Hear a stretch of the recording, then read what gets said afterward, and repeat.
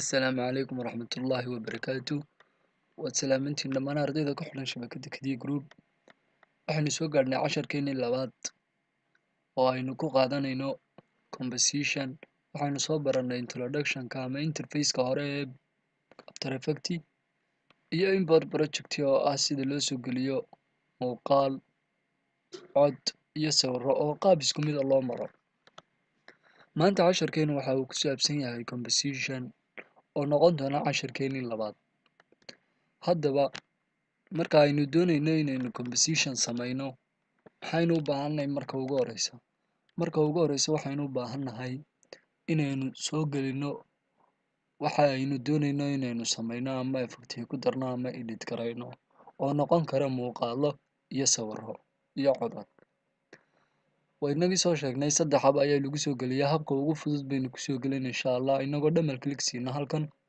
kadibna select nidhaahna inagoo control la hayna talabaad aynu select nidhaahno kadibna soo gelina markaynu sidaa u soo gelino waxaynu samayn doonaa sidaynu hore u soo sheegnay waynu habaysanaynaa waxeena sidaynu ku habaysanaynaa marka ugu horeysa waxaynu soo samaysanaynaa laba folder aynu ku kala calaamsano waxyaalaha aynu soo gelino folderka koowaad waxa uu noqon doonaa inagoo ku qorina muuqaallo kadibna muuqaalka soo jiidayna dul keenayna folderka labaad wuxuu noqonayaa sawirro markaynu sidaa u samayno inagoo jiidayna sawirka kadibna ku dul geynayna folderka ay sawir ku qorantay waxaynu ku xigsiin doonaa insha allah magaca ayaynu ku qori doonaa muuqaaladeena iyo sawirradeena si aynu u kala xasuusano waxaynu ku qoranaynaa markaad doonayso inaad magac ku qorto sawirradaada ama muuqaaladaada marka laba hab baa loogu qoraa habka koowaad waa adigoo right click siiya kadibna rename idhaahda oo halkaa ku qoran magaca habka labaadna waa adigood ku dul dhufta oo select idhaahda kadib marka highlight ka cadi kuu soo baxo ayaad enter taabanaysaa enter baad taabanaysaa kadibna magacaad ku qoranaysaa logo markaynu sidaa usoo qorno aynu waxayna habaysano waxaa inooga baahan yahay inaynu composition samayno composition wuxuu inoo saamaxayaa waxayna inaynu habaysano oo aynu maamulano oo aynu si qurux badan u samayno effectyadeena ama muuqaaladeena composition kama maarmo After Effects marka ugu horeyn markaan doonayo inaan composition sameeyo sidee baan ku sameynaya isagana saddex hab ayaa compositionka loo sameeyaa saddex hab ka ugu fudud ayaad qaadan doontaa insha allah saddexda hab waa habka koowaad oo ah inaad sawirkaaga ama muuqaalkaaga aad soo jiido kadibna aad halkaa keento halka calaamadda ay ku qorantay create a new composition ay ku qorantay ayaad dul keenaysaa waad soo jiidaysaa kadibna calaamadaasaad dul keenaysaa compositionkii sidaas ayaa u abuurmay waxa samaysmay hal layer ayaa samaysmay oo ah loogadii haddii aynu iska delete garayno compositionkan qaabka labaad ee composition loo abuuro waa adigoo right click siiya halkan kadibna idhaahdo new composition kadibna optionadan ka xusha optionada aad doonayso haddii aad doonayso ugu horeyn widthka iyo heightka ballaca iyo dherarka muuqaalkaaga inta uu leekaan doono habka inta kale waa iska wada sax labada hab ayaa ugu fudud labadan hab ayuunbaa wax laga bedelaa waa adigoo backgroundka waa adigoo durationka ama waqtiga uu socon doono bedela iyo adigoo backgroundka bedela saddexdan option ayuunba ugu muhiimsan. Optionka koowaad waa adigoo ballaca iyo dhererka bedela iyo adigoo durationka bedela. Adigoo durationka waxa weeyaan waqtiga uu socon doono inta ay leeg tahay, ma 30 minute, ma 1 saac, ma 2 saac, ma 30 daqiiqo, ma 30 minute, inta uu doono ayaad ku qoranaysaa. Optionka saddexaad waxa weeye adigoo backgroundka bedela. Marka compositionkana ugu horeyn waa inaad magac ku qorato si aad u xasuusato. Tusaale ahaan compositionka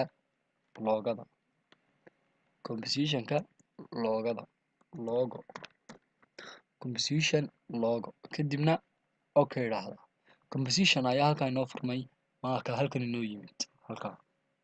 Compositionka aynu ku taaganay waa compositionka logo. Kadibna maxaa soo jiidaysaa loogadaadii halkanaad keenaysaa. Halkaa keeni maysid. Halkaa haddaad keento composition new composition buu isku furay. Waa inaad halkan keentaa. Markaa yimid. Compositionka saddexaad waa adigoo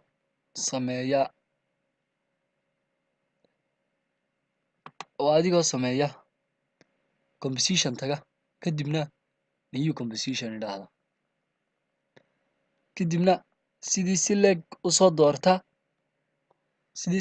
doorta waxyaalaha aad ka xulan karto compositionkaaga. Hadday duration noqoto, hadday height noqoto, hadday width noqoto iyo hadday background color noqoto. Saddexdaa hab ayaa loo soo sameeyaa composition. Haddaba saddexda composition laba waa isku mid baa ka duwan. Muxuu uga duwan yahay midkaasi? Waxa uu ugu duwan yahay midkaasi compositionkan aad soo jiidayso sawirkaaga ama muuqaalkaaga kadibna aad drawing kusoo samaynayso kadibna aad dul keenayso. Wuxuu kaga duwan yahay labada composition aynu soo sheegnay oo isku mid ah. Compositionkani wuxuu qaadanayaa height-ka iyo width-ka sawirkaaga ama muuqaalkaaga. Compositionka labaad wuxuu qaadanayaa height-ka iyo width aad adigu samaysatay. Height-ka dherer iyo ballac aad adigu samaysatay buu qaadanayaa. Dhererka iyo ballaca aad adigu samaysatay. Compositionka kale aad drawing kusoo samaynayso halkan keenaysaa wuxuu qaadanayaa height-ka iyo width-ka muuqaalkaaga ama sawirkaaga ayuu qaadanayaa. Marka labada composition waxay ku kala duwan yihiin labada waxyaalood. Marka kii ku wanaagsan ee muuqaalkaaga wanaajin kara ayaynu isticmaali doontaa. Inta badan inagu waynu isticmaali doonaa labada compositionba, laakiin waa marka aynu animation ama isbedbedel ama effectyo kala duwan ku darayno muuqaaladeena si ay u qurux bataan. Wayna sii arki doonaa insha Allah markaynu sii guda galno dhammaan After Effects aynu bartanka ka gaadhno insha Allahu tacaala. Aynu samayn doonaa effectyo waaweyn, effectyo advance ah, kuwa medium ah iyo kuwa beginner ah insha Allah. Marka compositionkii markaad sidaa u samayso waxaad u baahan tahay inaad sawir kale ama muuqaal kale soo geliso compositionka aad samaysay oo ku jiray muuqaal hore ama sawir hore. Waxaynu tegaynaa folderka muuqaal kadibna muuqaalka ayaynu soo jiidaynaa. Waynu dul keenaynaa. Haddii aad doonayso inuu muuqaalku sareeyo waad saraad u qaadaysaa kadibna maxaad dul geynaysaa loogada ama sawirka ama waxa aad doonayso inuu ka dul sareeyo ayaad ku dul sareysiinaysaa. Kadibna maxaa hoos maray loogadii, maxaa dul yimid muuqaalkii. Waxaynu samayn doonaa insha Allah recession. Waynu leekeysiin doonaa. Recession marka aynu doonayno inaynu samayno waynu jiidaynaa muuqaalkeena. Kadibna dhibcaha buluuga ayaynu jiidaynaa. Kuwa geeska ku yaala. Kuwan haddaynu jiidno dhinacan ayuu isku badinayaa. Kuwan haddaynu jiidno dhinacan ayuu isku badinayaa. Marka kuwa geeska ayaynu jiidaynaa.